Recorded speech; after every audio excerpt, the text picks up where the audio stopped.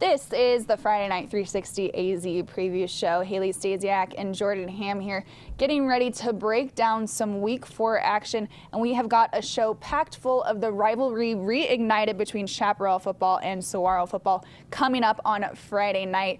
Our guests today include Saguaro head coach Jason Mons, Chaparral quarterback Jack Miller, and 12 News Sports anchor Bruce Cooper. They are going to break down all the excitement surrounding this Chap-Saguaro game on Friday night. Jordan, let's kick things off. We're talking about this rivalry this week. This is the biggest game of the week. You have been around Valley sports your entire life. You know quite a bit about this rivalry. Do you have a story or a favorite memory from this rivalry? You know, just thinking back, I think the thing that jumps out, and the thing I'm looking forward to talking to Coach Mons about, is that 2008 state title game, where they were clearly the top two teams in the state and came together, and Saguaro just punched Chaparral in the mouth 38-0. But you think about the talent that was on that team. You had Taylor Luan, who is now the highest paid offensive lineman in NFL history. Craig Rowe was the Gatorade Player of the Year. He's now playing Canadian football. Cole Rarick was a very good quarterback for Saguaro. Cody Kabinski played at ASU. He was on Saguaro. Corey Adams. You know, you just look through the amount of talent and honestly just the amount of huge human beings that were on that field at one time. The bulk of the guys up front for both sides was just incredible. So that's a game that I always remember. Just there was a buzz around it. You didn't know what was going to happen, and then it was just kind of an onslaught from the get-go. So I actually pulled up the Max Preps box score, and Saguaro had 380 rushing yards in that game. So you knew what was coming, and you couldn't really stop it regardless. And the last time this rivalry was hot was in 2008. Last time these two teams played was 2014. Yeah. Also played in 2013. So it's been 4 years since these two teams have met. So that's where all this excitement is coming from as well. Totally. Eric Sorensen in our AZ Audible segment, if you missed it this week, mentioned something fun with this rivalry. He said that Saguaro, you'll rarely see any of these players or coaches wearing red. And it goes as far as the trainers not even making red Gatorade because of Chaparral's colors being red and yellow there. So they like to have fun with it. These players are just exciting. I know they were very young last time this rivalry was hot, but I know that lots of people are still around that have kept the tradition of the rivalry, kept that kind of, I don't want to use the word hate, but that competition. Yeah, and with a close proximity, you know, I think there are a lot of guys that growing up are choosing between these two schools. They're two schools that are both down the road. Where I lived growing up, they were pretty equidistant from each other. So I could have, you know, if it was more of an open enrollment, you know, not to go all back in my day, but, you know, I knew plenty of people that went to one school or the other, but kind of had the choice to pick either. So I think a lot of these guys know each other from growing up. And the way the high school landscape is now, everyone knows everyone too. Yeah, yeah. Social media has made the world, especially the high school football world, much smaller. Definitely. So they know these guys. Let's move in now to the kickoff. We're going to look at some other notable Week 4 games here. Let's start out with this Highland at Basha game. This is probably, for me, the second best game of the week behind this Chap-Saguaro game. Both of these teams are 4-0, and you've just got a crew here with the Hawks. I mean, you have Caleb Herbert, who's a dual threat quarterback, Connor Collimore. They're on the ground along with Daniel Wood and Dayton Huffman. Daniel Wood, I saw him. I went out to that Boulder Creek Highland game a couple weeks ago. He can run for sure. In this receiving core, you've got Tanner Crandall, Cody Zimmerman, Noah Burdick, and Herbert spreads the ball around to all three of those guys. Basha, you've got some playmakers here, and head coach Chris McDonald has definitely made an impact here early. I'm excited to see who comes out on top of this one. Yeah, when you think back to Coach McDonald's Maricopa teams, I always thought of the passing game first. I know he had some solid running backs, but I always thought passing game. But Cole Lundberg's having a really good year. 53 carries, 454 yards, 5 touchdowns. And then this defense, this Basha defense, so far they've given up 0 points, 13 points, 20 points, 13 points.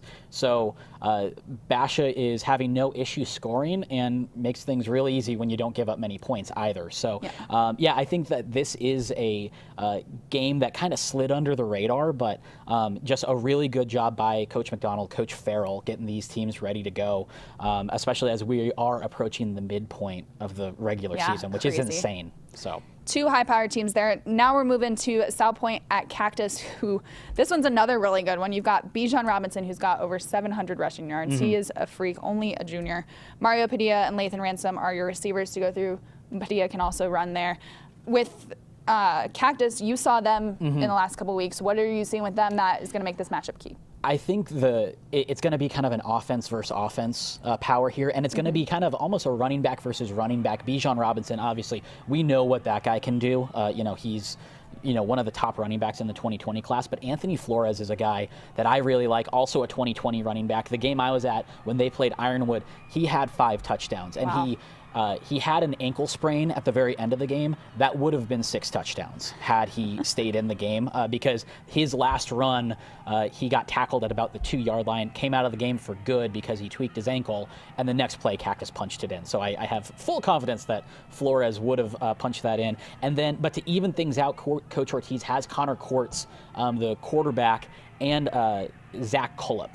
Zach Cullip is a really big target, and the thing about Courts, he has a really good touch on the ball, and when you have such a big receiver like Cullip, you can kind of just kind of float it up there and let him go get it, but he has a really good touch on the ball to just drop it over the linebackers before the safety, and they were able to make some really big plays. So I'm really excited to see how they stack up against this really good Sal Pointe defense who likes to pack a punch. Up front, they're really good. Lathan Ransom, one of the top defensive backs in the country.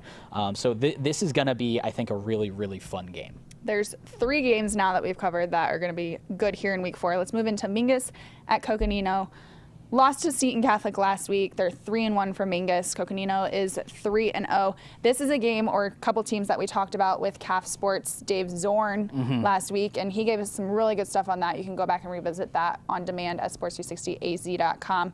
These are 2 teams that in that northern part of the state are forces to be dealt with here. Yeah, and Coconino has a ton of talent, but they're really young too. So that's something to look out for. Zach Bennett's the leader in the backfield, a sophomore, having a really nice year.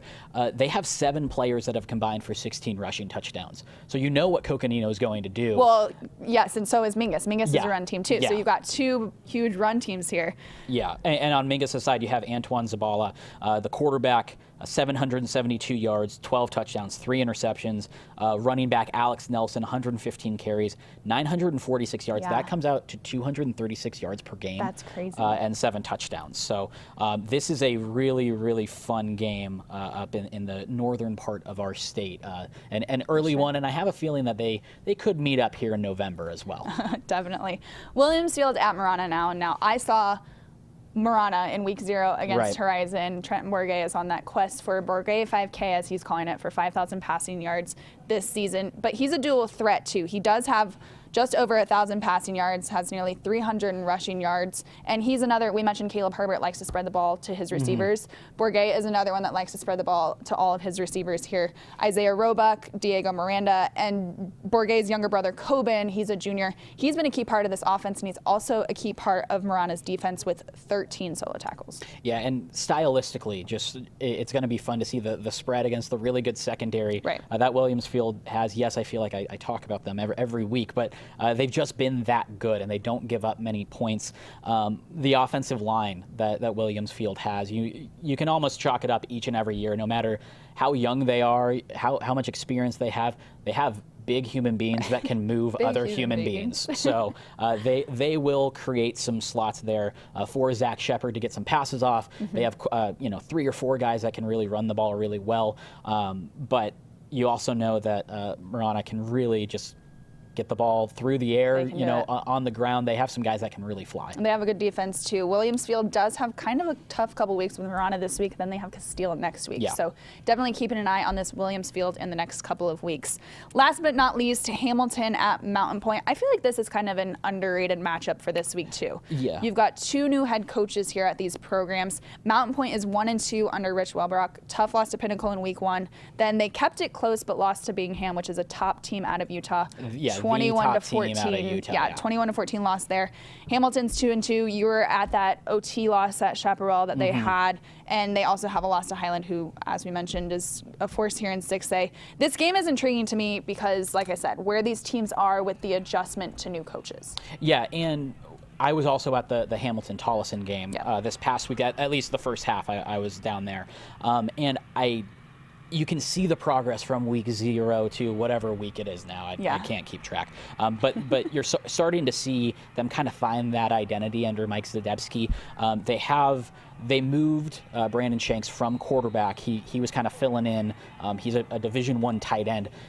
He was the starter week 0. Now they have Peyton Poe in there at the quarterback position. I think that was a good move because now you have Brendan Rice on the outside as well as Shanks. So you have two really good options on the outside. And Peyton Poe, he's a kind of converted wide receiver quarterback who is athletic, can really get the ball out quickly. And then this run game that Hamilton has as well. You have, obviously Mo Parson and Sebastian Dorman. He's a guy that jumped out to me, had 2 touchdowns early against Tolleson. Really liked the type of running back he was, kind of a smaller guy, but really, uses his offensive line to his advantage. And then on Mountain Pointe, you have that really good defense. They're known for running the ball. Rich Welbrock is known for running the ball. Right. But Dominique Davis, the wide receiver, 15 receptions, 390 yards, 4 touchdowns. I feel like this is one of the better passing options that Mountain Pointe has had in recent years. And that Welbrock, while, everything's kind of based on the run, they're not afraid to pass the ball. Definitely not. He's a guy. And you've got Wallerstedt there at quarterback, and they're figuring out some quarterback stuff too, but Wallerstedt can pass the ball and run the ball too. Yeah, and he'll take care of the football. But Davis is just a guy that really brings a new element to them that I really like. So Mountain Pointe has an interesting couple of weeks too, against Hamilton the next week against Queen Creek. So a couple of fun weeks for Mountain Pointe. That is our Week 4 preview. Coming up on the Friday Night 360 AZ preview show, we're going to have Saguaro head coach Jason Mons on to talk about this rivalry and this game coming up on Friday. Keep it right here.